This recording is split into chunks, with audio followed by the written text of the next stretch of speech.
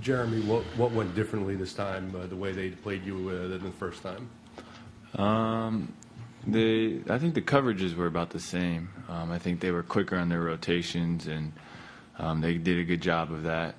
But I think, me in particular didn't come out with the defensive energy we needed, and obviously Darren Williams going for 30, whatever he had, is not going to get it done. And so I needed to come out with more energy. The team needed to come out with more energy, and I think at the end of the day, that's why we lost. But, hats off to New Jersey for playing a great game.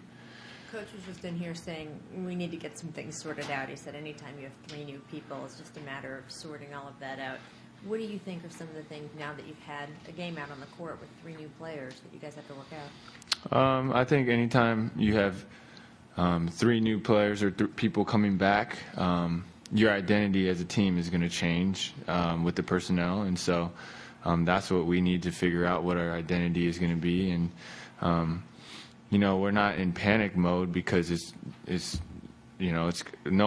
doesn't just work like where people show up and then all of a sudden you have great chemistry. So we're going to have to work through some struggles, but we'll be as long as we are all committed and buying in, we'll be just fine. Jeremy, it seems like you always beat the best team. Like yesterday, you beat the championship, but today you lost to the no good team. It's kind of weird. Can you tell us what it is? It's kind of. It's again, I wouldn't call the Nets a no good team. But I know your point, and that's just something that we have to look at. Inside of ourselves and to be able to say, look, we need to come with the same energy, the same passion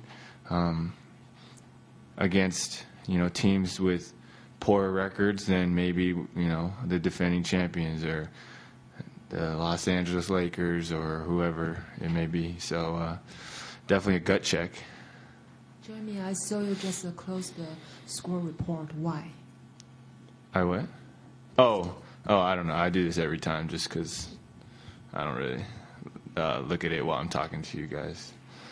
Jeremy, so much discussion before the game about how you and Carmelo would fit in together. What are your thoughts about what you guys were able to do tonight? Well, we're both, we both can make plays, and I think we need to find a good balance. And it's a little tough right now with no practice time. And then throw in J.R. Smith, throw in Baron Davis, and so there's like Coach said, there's going to be a little bit of adjustment time, things to sort out, things to talk about, find exactly our identity, where we want to go from here, and it is day one, and so obviously we're not happy with how it went, but sometimes you need to go through these type of times to become a better team.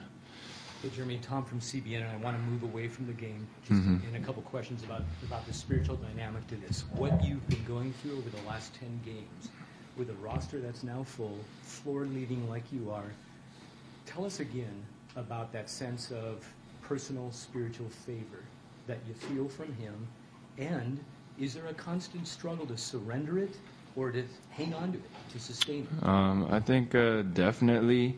One end, just extremely overwhelmed and with gratitude and thankfulness, and then with that comes the temptation to want to continue to hold on and grasp and micromanage my career, my future, this team, but learning to surrender that to God and really being diligent in prayer and the Bible, and basically at the end of the day it comes down to going back to the cross and reminding myself where my identity is and what my worth is. And so that's what I've been focusing a lot, trying to make sure that there's a lot coming my way, but I got to make sure I handle it the right way and I submit it, like you said. Okay, thank you, Jeremy. Thank you.